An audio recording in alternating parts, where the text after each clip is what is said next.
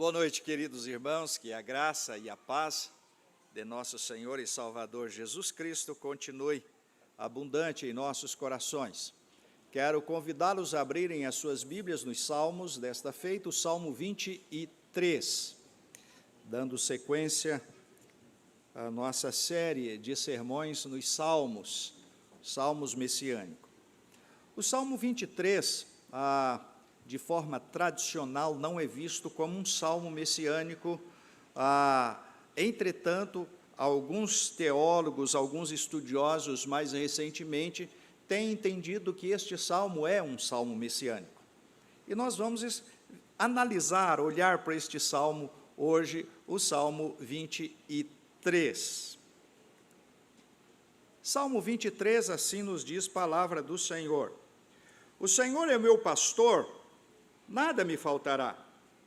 Ele me faz repousar em pastos verdejantes, leva-me para junto das águas de descanso. Refrigera-me a alma, guia-me pelas veredas da justiça por amor do seu nome. Ainda que eu ande pelo vale da sombra da morte, não temerei mal nenhum, porque tu estás comigo. O teu bordão e o teu cajado me consolam. Preparas-me uma mesa na presença dos meus adversários. Unges-me a cabeça com óleo, o meu cálice transborda. Bondade e misericórdia certamente me seguirão todos os dias da minha vida, e habitarei na casa do Senhor para todo o sempre. Amém. Oremos. Pai celestial, nós damos-te graças e rendemos-te louvores nesta noite. Obrigado, Senhor, pelo privilégio que nos concede de livremente nos reunirmos nesta casa para adorá-lo. Louvamos o teu nome por isso e queremos glorificá-lo em culto, Senhor. Receba, portanto, ó Deus, o que temos oferecido ao Senhor até aqui, o fruto dos nossos lábios. E agora, de forma misericordiosa, apesar do vaso que escolhestes, fale, Senhor, ao nosso coração, edificando-nos, abençoando-nos, instruindo-nos e fortalecendo a nossa fé. É a oração que a Ti fazemos em nome de Jesus. Amém. Um grande amigo. Quantos amigos efetivamente você pode definir como seu amigo? E quem dentre eles você pode dizer, este é um grande amigo? Queridos, sempre nos referimos a este salmo como sendo o salmo do bom pastor. Entretanto, eu desejo que nessa noite pudéssemos observar este salmo, avançando um pouco mais com um novo olhar, vendo-o também como o salmo de um grande amigo. Observem aí na sua Bíblia que do versículo 1 ao versículo 4, nós temos a figura de uma ovelha. E nos versículos 5 e 6, nós temos a figura de uma pessoa. Por quê? Ovelha não senta à mesa, ovelha não usa cálice, ovelha não mora na casa dos outros. Na realidade, neste salmo, nós temos dois assuntos menores num assunto maior. Dois cenários pequenos num cenário maior. E o que domina o cenário do Salmo 23 e que passa despercebido pela grande maioria das pessoas é a figura do deserto. Ele está oculto. E às vezes não percebemos isto. E na poesia hebraica, queridos irmãos, o deserto é sinônimo de provação, de sofrimento, de abandono. Deserto é lugar sem vida, árido. Não é o lugar que as pessoas escolhem para passar férias. Pelo menos eu preferiria uma fazenda ou talvez uma praia. Mas tem gente que gosta de ir para o deserto do Atacama, e aí eu respeito. Nos primeiros 4 versículos, então, nós temos uma ovelha no deserto, cujo pastor busca o seu cuidado e um ambiente prazeroso para ela. E nos versículos 5 e 6, quando nós olhamos, temos um homem fugindo pelo deserto, perseguido, ameaçado por bandoleiros do deserto. Ele encontra então a tenda de um potentado, ele entra ali e é protegido por este Senhor, é bem tratado por ele, e ele descreve aqui então o tratamento que recebeu, e ele conclui então a sua poesia, dizendo que um dia pretende voltar e habitar nesta casa, nesta tenda, para todo sempre. Com esse cenário em mente, então, irmãos, dos versículos 5 e 6 deste salmo, de que temos um homem fugindo pelo deserto, eu quero chamar a nossa atenção para algumas expressões que o texto aflora e que pode nos revelar a beleza deste salmo, o impacto e a profundidade do ensino que está nesta poesia de Davi. Olhemos então para o salmo. A primeira expressão, portanto, versículo 5, olha aí. Eu uso a versão ARA, isto é, a Almeida Revista e Atualizada, e o verso 5 começa dizendo: preparas-me uma mesa.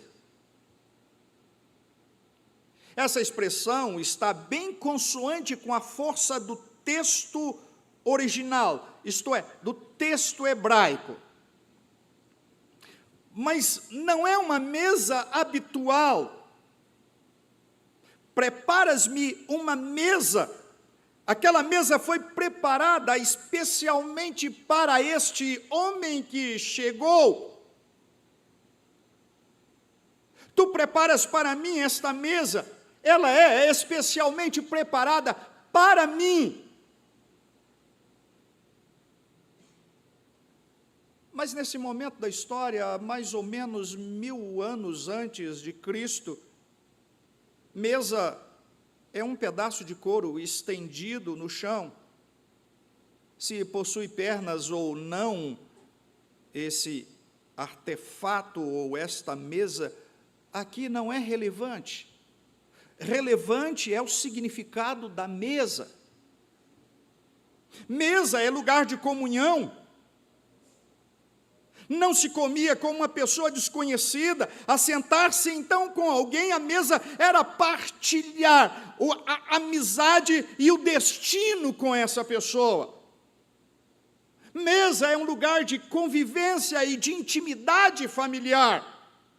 Isso é expresso muito bem no Salmo 128, no verso 3, quando nós lemos o seguinte: tua esposa do interior de tua casa será como videira frutífera, teus filhos como rebentos da oliveira, à roda da tua mesa, que bênção!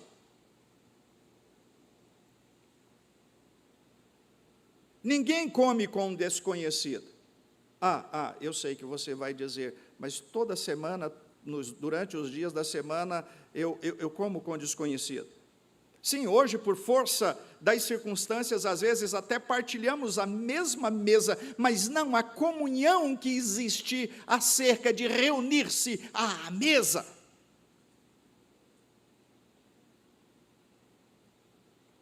E isso não para um hebreu. Até hoje, queridos irmãos, comer com alguém é criar vínculos com esta pessoa, ou demonstrar que há vínculo com esta pessoa. Esta figura, nos tempos antigos, é tão marcante que no nosso vernáculo, a palavra que temos então na língua portuguesa como companheiro, significa literalmente comer pão com. Assim, comer com alguém é um ato de companheirismo, é um ato de amizade. Pois bem, passeemos um pouco pelas Escrituras, irmãos. Lá no livro de Gênesis, capítulo 43, nós nos lembramos de quando os irmãos de José desceram à terra do Egito para comprar alimento, porque havia fome, e reencontra o seu irmão, mas não o identifica. Por quê? Porque José se veste como um egípcio, fala como um egípcio, corta a barba como um egípcio, e eles não o identificam, porque ele até ali se porta como um egípcio, e não há nenhum relacionamento de amizade, de companheirismo. Já havia passado vários anos. José come com os egípcios em um canto e os seus irmãos comem em outro canto, e o texto sagrado diz que era abominação um grupo fazer refeição ou sentar-se à mesa com outro grupo, com outra etnia. As etnias eram diferentes, tinham costumes diferentes, visões diferentes, posturas diferentes, vivência diferente, e não podiam estar juntos. Aqui no texto, não. Eles estão comendo juntos. O texto não diz se esse potentado é um sheik, como, ou se era um hebreu.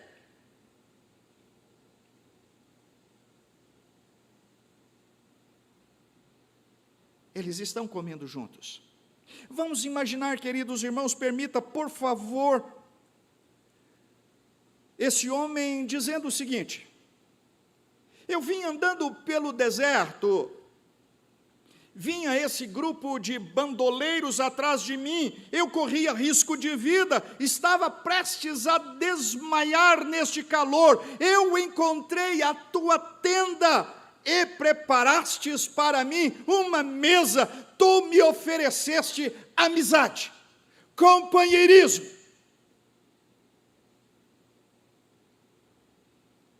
É isso o que nós encontramos nesta poesia. E o texto continua então: preparas-me, olha aí versículo 5, preparas-me uma mesa na presença de quem? Dos meus adversários. A palavra utilizada no texto original para presença aqui, queridos irmãos, é rosto, é face. Então, o que o poeta está dizendo é: tu preparas uma mesa diante da face, ou no rosto dos meus adversários. Eles não estão ouvindo, eles não estão sabendo, do verbo saber de conhecimento, mas eles estão vendo, está diante da face deles. A outra palavra que quero chamar a atenção, queridos, é a palavra que é traduzida por adversários. No texto original é provocadores, isto é aqueles que me provocam, que querem a minha destruição, que estão no meu encalço. Então tu preparastes para mim uma mesa diante do rosto deles.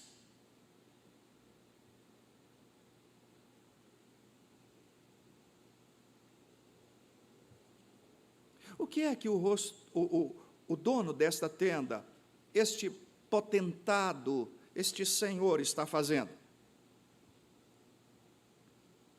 Ao preparar aquela mesa diante do rosto dos adversários daquele homem que adentra a sua tenda, este potentado está dizendo o seguinte: vocês estão perseguindo este homem?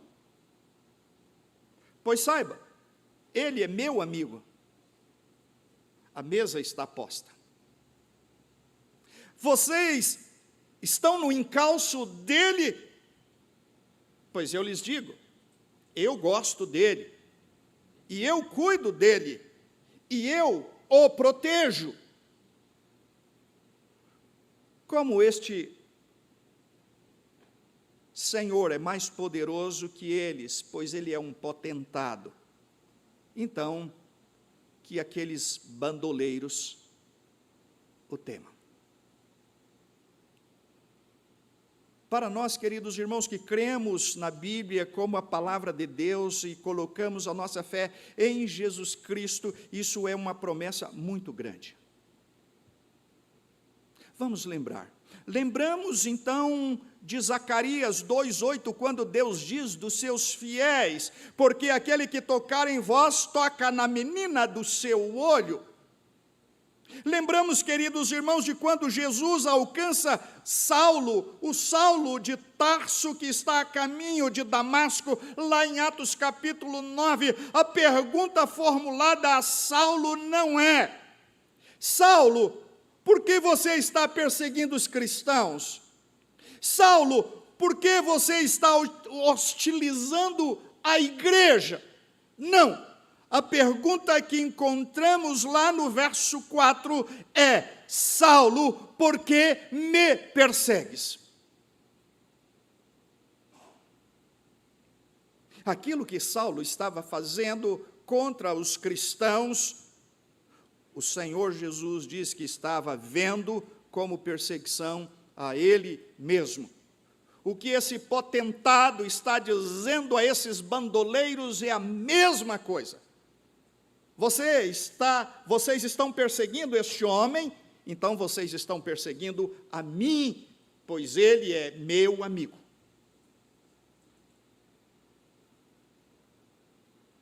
A primeira lição, então, queridos, que aprendemos neste relato do homem caminhando pelo deserto, é que Deus guarda os que são seus amigos, valoriza os que são seus e toma as dores daqueles que lhe pertencem. Quando pensamos em mesa, queridos irmãos, nós devemos nos lembrar que há uma mesa no reino celestial, e nas palavras de Jesus Cristo em Mateus capítulo 8, verso 11, nós encontramos a seguinte expressão: digo-vos que muitos virão do oriente e do ocidente e tomarão lugares à mesa com Abraão, Isaque e Jacó no reino dos céus. Lembramos da amizade que o Senhor Jesus ofereceu aos discípulos no dia da instituição da ceia, conforme o relato de Lucas no seu evangelho, no capítulo 22, verso 15. Tenho desejado ansiosamente comer convosco esta Páscoa. E ainda podemos nos lembrar, queridos irmãos, ou trazer à mente as palavras de Jesus antes da instituição da ceia, em Lucas 22, 16, quando diz: nunca mais a comerei, até que ela se cumpra no reino de Deus. E em Mateus 26, 29, nos diz: desta hora em diante, não beberei deste fruto da videira, até aquele dia em que o hei de beber novo convosco no reino do meu Pai.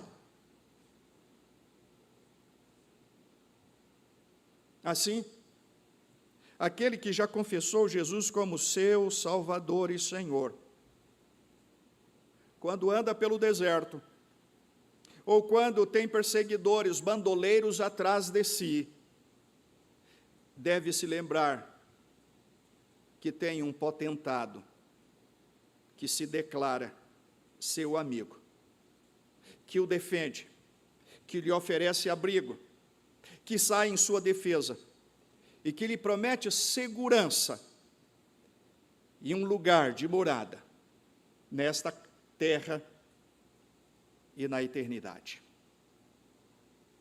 Olhemos ainda para a segunda expressão que esta poesia faz saltar para a nossa reflexão. Então, preparas-me uma mesa perante os meus adversários, e a parte B do versículo diz: unges a minha cabeça com óleo. Unges a minha cabeça com óleo. O texto original que nós olhamos aqui, irmãos, essa unção não é igual à unção sacerdotal. Para esse ato no Velho Testamento, a palavra no texto original é Machia, ou Messias. Mas aqui, literalmente, tornas a minha cabeça gordurosa.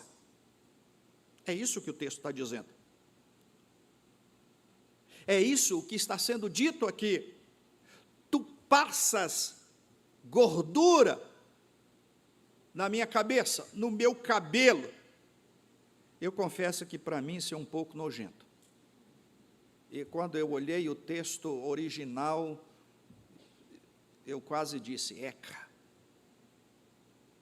Eu não sei porque os meus cabelos têm raízes oleosas e eu preciso lavá-los diariamente. Agora, passar banha, gordura no cabelo, que coisa horrível. Mas é isso que o texto está dizendo. Mas tem um sentido, e nós vamos entender por quê. Os mais experientes aqui devem se lembrar do tempo em que os homens usavam o cabelo cheio de glostora. Uau! Essa veio do fundo do baú. Glostora. A glostora era uma mistura de banha de porco com algum perfume da Helena Rubinstein.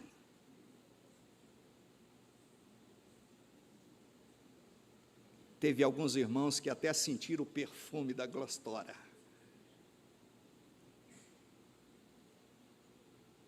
E normalmente os sofás das senhoras tinham sempre uma capa para evitar que a glostora emplastasse no sofá. Imagine uma cabeça engordurada. É melhor perder todos os cabelos. É melhor ficar careca do que ficar passando gordura, banha no cabelo. Mas é isto que está escrito aqui, e era isto o dever de um anfitrião. Era dever do anfitrião. Olhemos para as Escrituras, queridos, vamos passear por ela. Lucas capítulo 7, os versos 44 a 46, a Bíblia nos lembra quando um homem chamado Simão ofereceu um jantar para Jesus Cristo.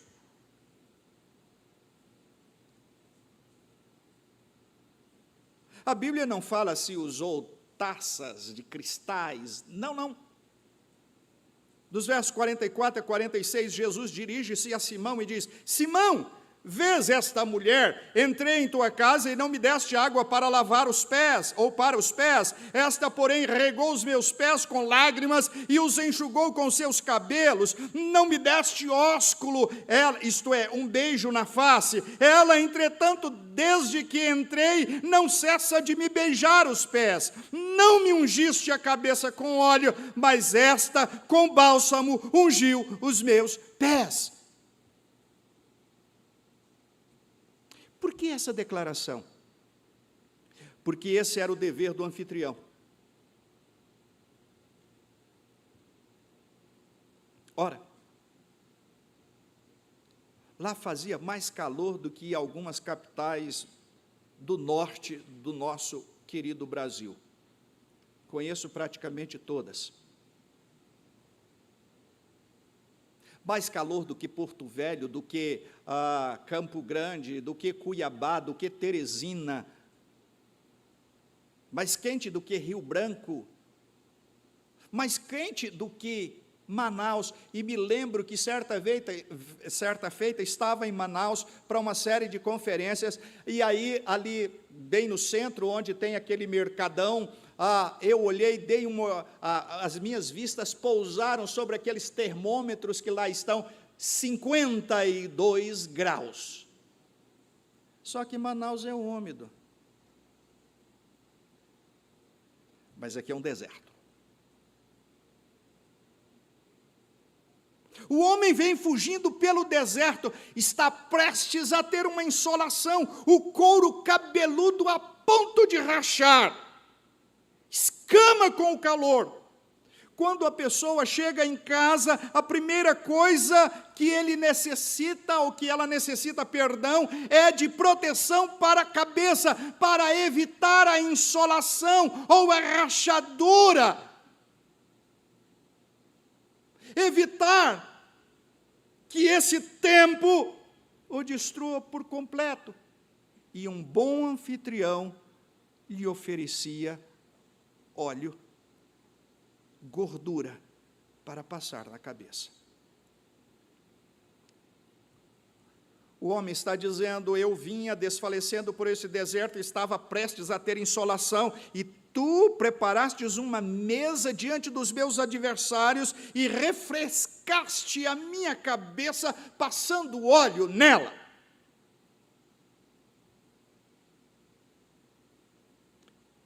Queridos, olhemos para o texto. É interessante a força que há nesse texto. A ideia é de engordurar mesmo, é de não passar pouca banha. Imagine pegar 1 litro de óleo e na cabeça. Uau! Não era esse o hábito. O hábito era apenas passar gordura na cabeça para protegê-la. Mas sabe por que o texto expressa assim? Com essa ênfase, com essa abundância, porque as coisas de Deus nunca são minguadas, nunca são racionadas. E em um dos salmos, o Salmo 81, verso 10, lá nós encontramos: abra bem a tua boca e te encherei. O evangelista João, no seu evangelho, no capítulo 10, verso 10, ele diz: eu vim para que tenham vida e a tenham em abundância, em profusão. A graça de Deus e a bondade de Deus para o seu povo, para os seus amigos, nunca é racionada, é sempre em termos de fartura, de abundância. Por isso, a cabeça deste homem, aqui na poesia, é engordurada.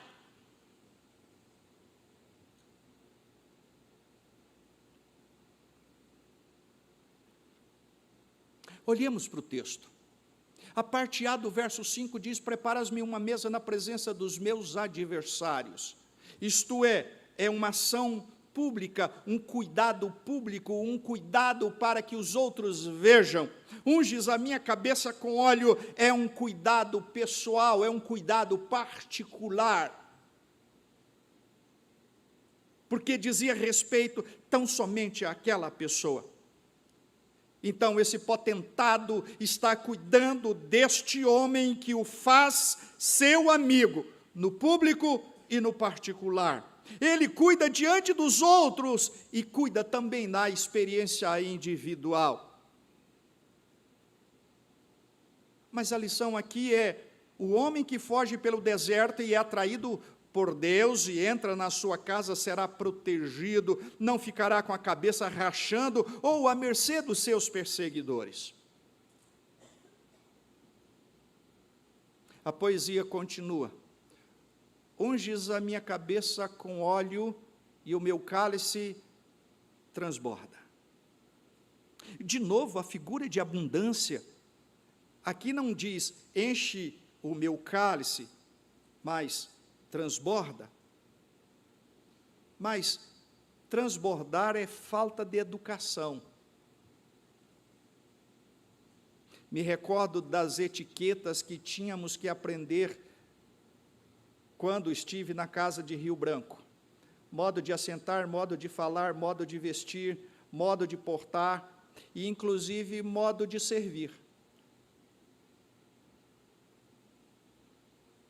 Essa é a quantidade que se serve, não essa. Isso aqui é falta de educação. Não estou dizendo para os diáconos que fizeram, não é nada disso, só estou dizendo aquilo em termos da etiqueta. Imagine, irmãos, a dona de casa que vai receber uma visita. Normalmente há esta preocupação e prepara aquela mesa, coloca então um forro de linho branquíssimo, honrando a sua visita, aquela toalha linda, maravilhosa, e aí vem a visita lambão. Enche a xícara de café até a dona de casa vai olhar. O coração vai bater. Me desculpa, não tem nenhum problema com aquele sorrisinho amarelo, né? Não tem problema. O lambão enche, transborda e mancha a toalha de linho branquíssimo da senhora. Que triste. Eu me lembro de um colega pastor, hoje ele já está na glória, gostava muito de café. Foi meu professor. E um colega dele foi ao Japão e trouxe uma dessas garrafas bem especiais, que ao abri-la, ela tinha uma música que tocava e tudo. E esse amigo do meu amigo, isso ele contando para a gente, o convidou então para estrear a garrafa. Só que esse meu amigo era míope, bem míope. Os óculos dele eram bem grossos. Daí, o que ele fez? Ele foi servir, mas ele tinha tirado os óculos. Daí, ele vai colocar, mas não está enxergando bem, e bate a garrafa e quebra a garrafa na estreia da garrafa. Transbordou tudo. Aqui diz transborda. Preste atenção, irmãos. Qual é o maior bem do deserto? Ou no deserto? Água. Sem ela não se vive. Aliás, sem ela não se vive em lugar nenhum. Então o uso da água era para ser comedido. Não precisa ser miserável, apenas encher o copo. Mas o texto diz que o cálice transborda. Por quê, queridos irmãos? Vamos voltar a José. Ele tinha uma afeição especial por Benjamim, seu irmão caçula, filho da mesma mãe. Então a porção de Benjamim era 5 vezes mais do que a dos outros irmãos. Gênesis 43 nos diz isto. A porção que José mandou dar a Benjamim foi 5 vezes mais. Ele estava dizendo para todos os seus irmãos de que dentre todos Benjamim era o mais querido. O meu cálice transborda. Deus está dizendo: este é meu querido. O que o potentado está dizendo aqui na poesia: este homem é meu amigo, é meu querido. Eu tenho um tratamento especial para com ele. E Deus tem um tratamento especial para com o seu povo. Olhem, queridos irmãos, Êxodo capítulo 11, versos 6 e 7, que traz uma expressão muito grandiosa com relação a esse cuidado. Haverá grande temor em toda a terra do Egito, tal qual nunca houve, nem haverá jamais, porém contra nenhum dos filhos de Israel, desde os homens até os animais, nem ainda um cão rosnará, para que saibais que o Senhor fez distinção entre os egípcios e os israelitas. Deus conhece o seu povo. Deus conhece os que confiam nele. E Provérbios 18:10 diz, queridos irmãos, torre forte é o nome do Senhor, a qual o justo se acolhe e está seguro. Deus trata seus filhos muito bem. E Paulo aos Efésios, no capítulo 3, verso 20, ele tem uma expressão curiosa. Ora, aquele que é poderoso para fazer infinitamente mais do que tudo quanto pedimos ou pensamos, conforme o seu poder que opera em nós. Ele vai fazer sempre mais. Paulo mostra aqui que o tratamento de Deus com seu povo nunca é o trato do cupom de racionamento. Um missionário batista, amigo meu, trabalhou em Cuba durante alguns anos. E lá pregava nas igrejas, lecionava em seminário, tudo isso monitorado, tudo isso controlado. E certa feita, ele disse que via a famigerada a tarjeta ou a caderneta que cada família tinha para comprar comida. 1,250 gramas por pessoa. 250 gramas de feijão por pessoa. e suprema miséria, 150 gramas de café por família. Aquilo acabava lá pelo 6º dia. Isto era a caderneta de comida que o governo dava para as famílias. Aquilo acabava. E as pessoas tinham que se virar para sobreviver até o final do mês, para que pudesse retornar a um local do Estado para receber mais essa miséria de alimento. Mas Deus não tem nenhuma caderneta de controle. Ele não usa racionamento com seu povo. O meu cálice transborda. Terceira e última lição, expressão que quero trazer desse texto, encontra-se então no verso 6. O verso 6 então começa com: bondade e misericórdia certamente me seguirão. Observe, queridos irmãos, que aí na sua Bíblia, que agora há uma mudança no tempo dos verbos. No verso 5, os verbos estão no presente, e agora no verso 6 o verbo vai para o futuro. O salmista está encaminhando a narração para outro tempo. Bom, agora eu vou para casa, porque eu ainda não moro aqui. Bondade e misericórdia me seguirão. Eu vou ter que sair. Essa não é a minha casa, é a casa do meu amigo. Tem que voltar para casa. Eu vinha pelo deserto, fui acolhido nesta tenda por esse potentado, por este Senhor que se fez meu amigo, mas eu tenho que voltar. E aí ele expressa: bondade e misericórdia me seguirão, me acompanharão, estarão comigo no futuro. Antes da festa da Páscoa, quando era chegada a hora de Jesus passar deste mundo para o Pai, a Bíblia diz lá em João 13, 1, o seguinte: tendo amado os seus que estavam no mundo, amou-os até o fim. Bondade e misericórdia me seguirão todos os dias da minha vida. Esse homem precisa de protetores, pois há perseguidores, há bandoleiros lá fora. Do lado de fora da tenda há perseguidores, há bandoleiros. E ele então cita 2 guarda-costas. 2 guarda-costas grudado nele. Por que eu digo isso, queridos irmãos?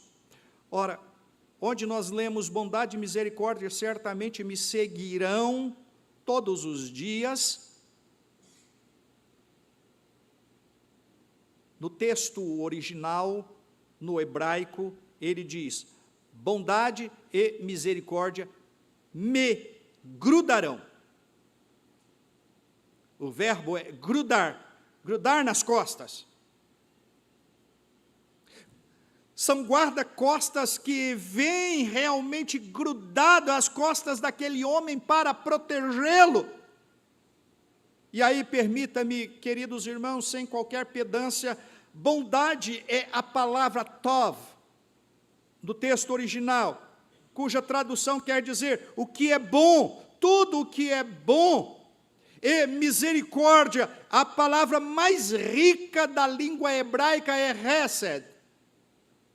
E hesed é amor, é o amor pactual, o amor do pacto que levou Deus a escolher Abraão, Isaque e Jacó. É o amor que Deus escolheu você, que fez uma aliança com Abraão, Isaque e Jacó, que faz uma aliança com você. É o amor que encontramos naquelas palavras em João 13, 1, amou-os até o fim. Hesed é o amor imutável, inabalável. É o amor que não pode aumentar porque não tem mais para onde aumentar. Está no grau máximo. e que não pode diminuir, porque Deus nunca deixa de amar. Ele é fonte de amor. A melhor definição, então, para esta palavra no Novo Testamento, nós encontramos em 2 Timóteo capítulo 2, verso 13, queridos irmãos, que diz: se somos infiéis, ele permanece fiel, pois de maneira nenhuma pode negar-se a si mesmo. Isso é Hesed. É o amor que não está centrado no objeto amado, não, mas em quem ama. O amor que vem de Deus, fonte do amor pactual. Este homem do texto tem que voltar para casa, e quando ele sair da esfera de ação e proteção daquele potentado, os perseguidores estarão lá, se não os mesmos outros. Mas agora vão 2 defensores, 2 guarda-costas com ele.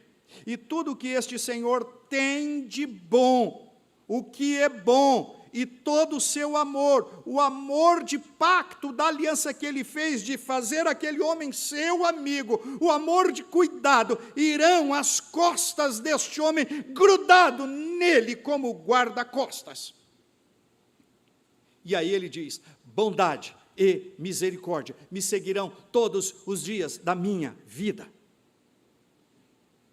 Cada dia da minha vida, cada momento da minha vida, não vai haver um só dia em que aquele potentado se esquecerá de mim. Por quê? Porque a bondade e a misericórdia estarão grudados em mim.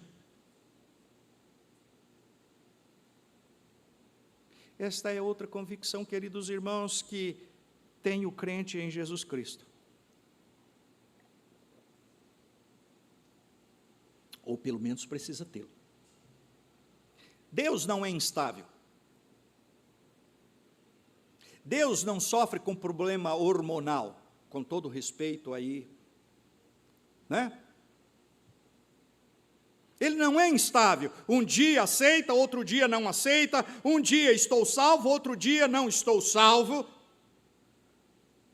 Ou hoje eu fui um menino bom, ajudei a velhinha atravessar a rua, então Deus vai cuidar de mim. Ou hoje não me comportei muito bem, então Deus vai me deixar de lado. Não, não existe isso. O amor não está centrado no objeto do amor, mas está centrado na própria pessoa que ama, que é Deus. Não existe isso de eu mereci ou não mereci. A verdade é que nós não merecemos, ou a única coisa que merecemos é o fogo do inferno. Mas Deus, em sua graça e misericórdia, nos escolheu antes da fundação do mundo, e em Cristo Jesus nos tirou de lá. Não é nosso mérito, não é a nossa conduta, não são as nossas virtudes, não é a nossa bondade, é única e exclusivamente a misericórdia do Senhor.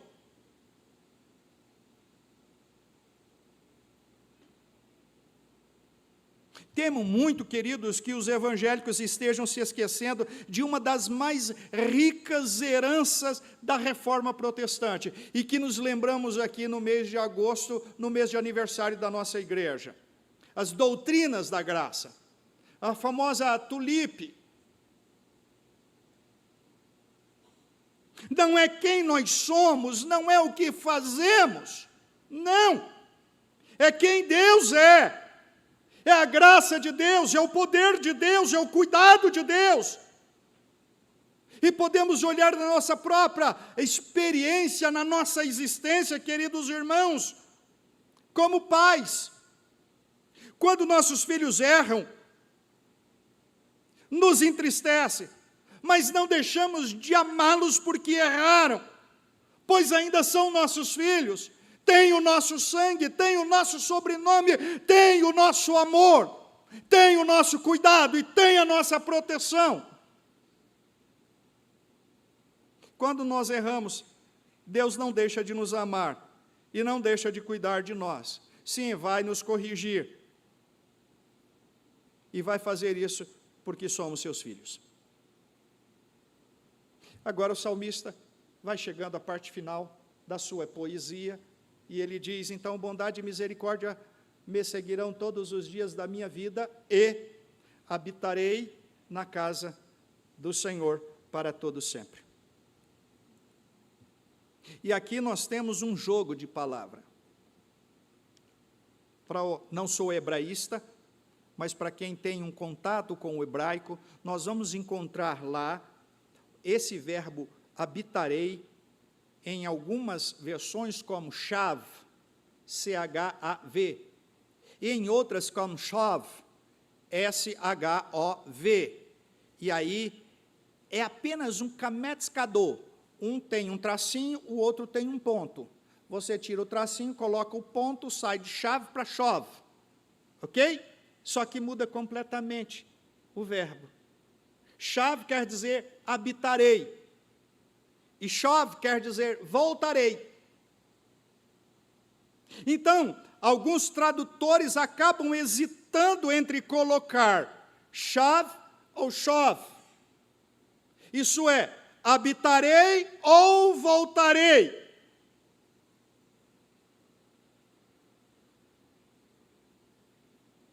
E aí, então, eu vou fazer uma redundância no nosso português aqui, colocar chave e chove. Nesse jogo de palavras.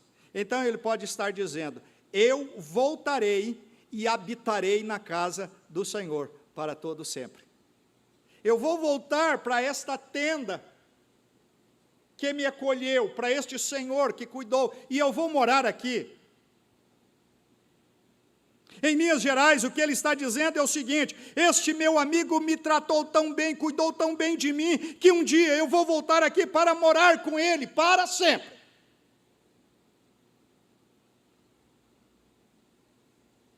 Esta é uma certeza que, como crentes em Cristo Jesus, nós precisamos ter, ou temos, de que um dia vamos morar na casa deste nosso grande amigo, o Senhor Jesus, para todo sempre. Um dia estaremos lá, não mais como hóspedes, como este homem nesta tenda, que passou, que precisou de socorro, mas como um dos moradores.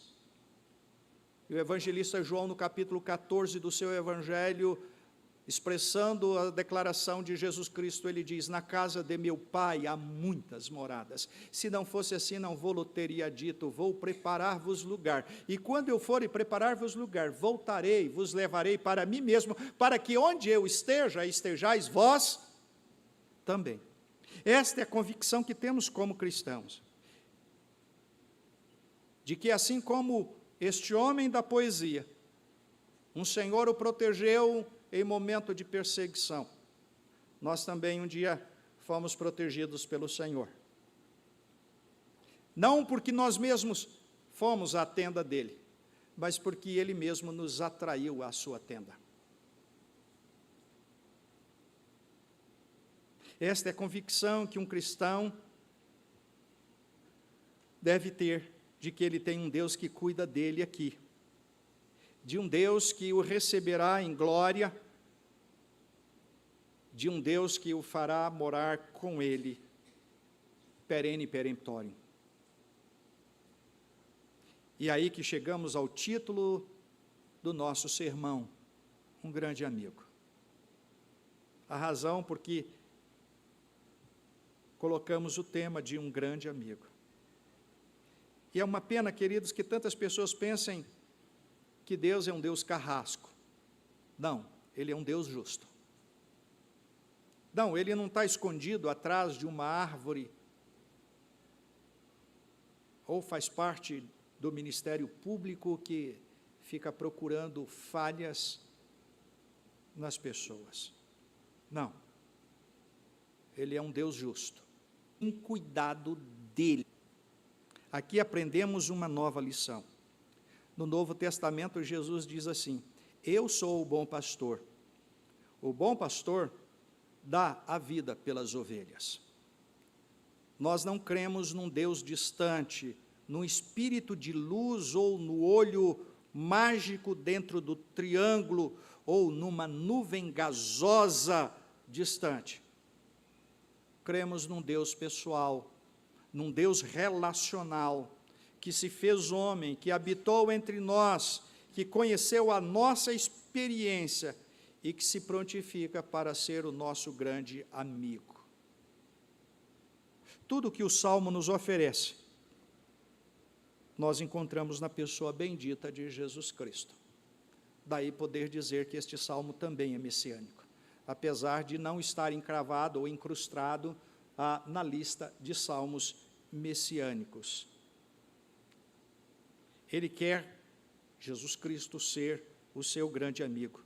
Ele quer partilhar a mesa com você, Ele quer cuidar de você, Ele lhe oferece a salvação que só Ele pode dar nesta vida e para a vida vindoura. Ele te chama para que você seja amigo dele, porque Ele quer ser seu grande amigo. Com esse entendimento, queridos irmãos, coloquemo-nos em pé e vamos olhar para dentro de nós à luz deste salmo e rogar ao bondoso Deus que nos auxilie. Após a oração, com a bênção apostólica, e eu convido o nosso pastor efetivo, reverendo Baltazar, para orar, agradecendo a Deus e em nosso favor, e impetrar a bênção apostólica e a seguir com os ritos finais.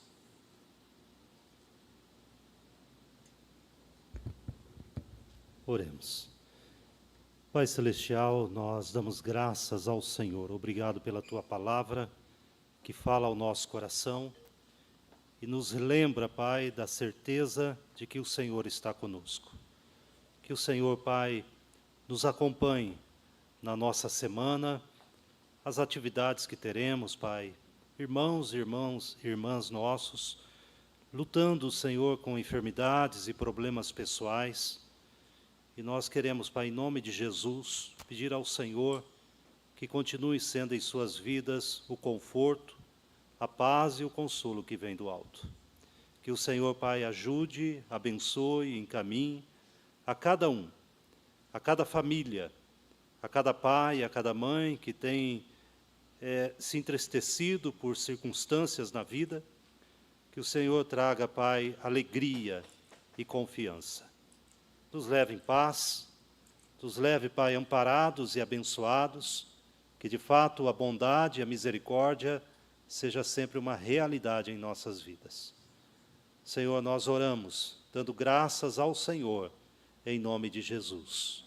E agora, amados irmãos, que a graça do nosso Senhor e Salvador Jesus Cristo, que o amor de Deus, o nosso Pai, e que a comunhão e as plenas e grandes e doces consolações do Santo Espírito repouse sobre nós aqui presentes e sobre a Igreja de Deus espalhada por toda a terra, hoje e para todo sempre.